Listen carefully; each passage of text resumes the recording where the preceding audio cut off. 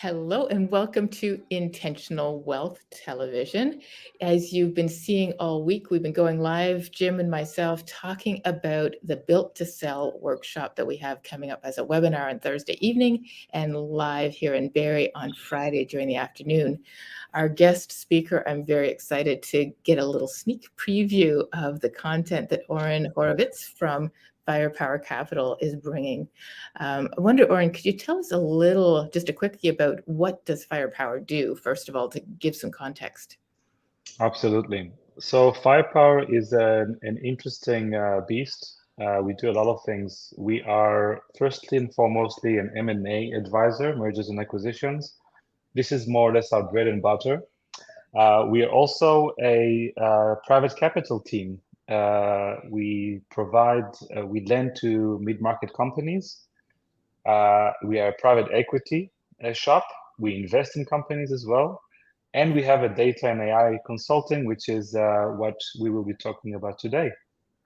So a whole bunch of things, actually. Yeah, it sounds like you've got a well-rounded set of offerings for helping support people when they're thinking along the lines of a saleable company. So we definitely tapped into the right person to Right. have you share some ideas with clients. One of the things we've discovered is you don't know what you don't know. And Hmm. so I understand that you sit in that realm yourself a lot, that as you meet clients, helping them understand the power of what they have at their fingertips and how to marshal it is a very exciting place for you to meet them. What are you most excited when you do get to work with a client to help them see about their own company? Well, so excellent question. It really depends on our clients and where they are in terms of uh, being preparing to sell their business, or whether they're interested in improving their business just because they can. Mhm. We obviously big believers in data and the power of information and factual based decision making, uh, which is what we essentially excited about. We help our clients more or less kind of quote unquote see the light.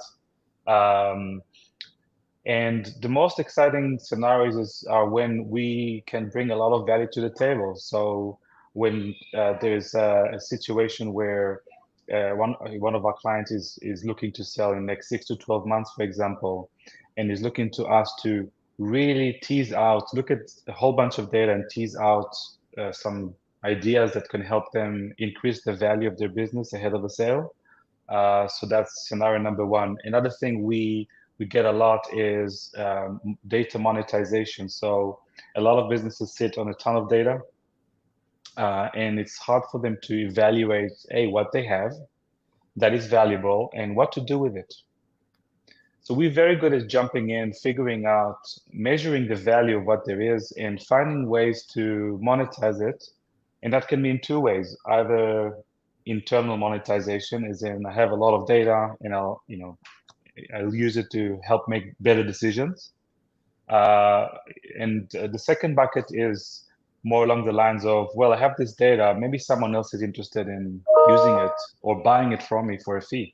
Wouldn't that be nice to create new revenue streams based on data? So those are the two things that come to mind. We do a lot of different engagements. It really depends on how mature our client is, and and what are the short and medium term goals. It's interesting when you start talking to people about data, their eyes start to glaze over, but then when you start talking to them about their own data Hmm. and the information that's inside there that can be turned into wisdom and decision making and actionable results. Because people don't know how to look at their own data, it must be interesting for you to introduce them to their business by helping them interpret that kind of mysterious black box of information as you pull it together. Hmm. For sure, for sure. So, what do you do first when you are working with a client? What kind of data? And just because, again, if we can bring this down to concrete, what is it that Hmm. you consider data in a business?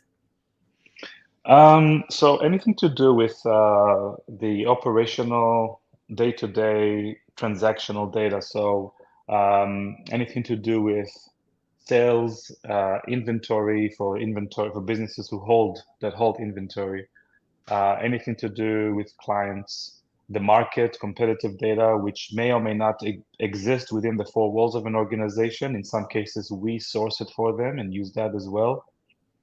For machinery, a lot of machines generate a lot of data about their kind of the health and the production efficiency levels, temperature, things like that. Yeah, there's a whole host of information that we tap into, and I guess to make it more concrete, it really depends. It all depends on the goals of our customer, and then we kind of tap into that. So, for example, one of our clients, who is an emergency medical services company, was looking to, they're actually a billing software that services EMS companies, and they were looking for a data-driven way to find and target customers. And they wanted us to measure the total addressable market for them. Because it's a company that's in the EMS sector, data is actually publicly available on what kind of how EMS services are being procured in the United States. It was a US-based client, and so we were able to go in and scrape that information for them from a Medicare type data, and build a tool for them that helps them understand who is using EMS services and what type of EMS services they're using, so that they can use that to target those customers that they feel will, have the highest demand for their billing software. Nice. So that's kind of like one way of. It's a very sophisticated level of decision making and thinking that you're able to bring people to. Then that point, they probably wouldn't even realize the potential. I imagine when you first meet someone, their conception of what's available to them versus what's actually available to you that you can serve them with, so that they can, especially in these times, streamline, focus, and make sure that they are making good decisions that are tightening up their operations, making wise decisions in the market so that they are more effective and more efficient. Absolutely. Yeah, 100%. So what kind of impact, just as a final question, what kind of impact does that have on the value of a business when the management team has been tapping into that kind of data? Yeah, well, again, that varies in terms of the actual dollars and cents, but what we do find a lot as an M&A shop is that buyers love companies who can provide, information at a request, on request, sorry. So, just the fact that when when a seller is able to provide information that's accurate, timely, about the health of their business, the level of exposure around the customer base, that's fantastic.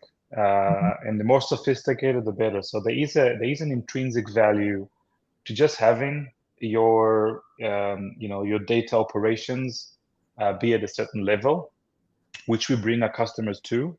There's also intrinsic value in the data itself that buyers are more interested in mining, customer level data, pricing data.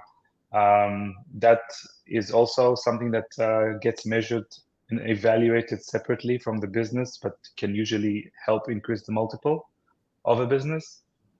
Those are the main things. If we think about specific mandates that we've had, each mandate is different, but it's very likely that we hit the threshold of 10 times ROI on a mandate, on a given mandate.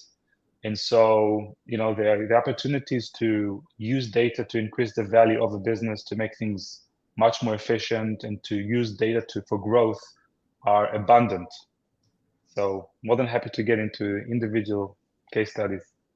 I'm looking forward to chatting with you further during our webinar and our workshop.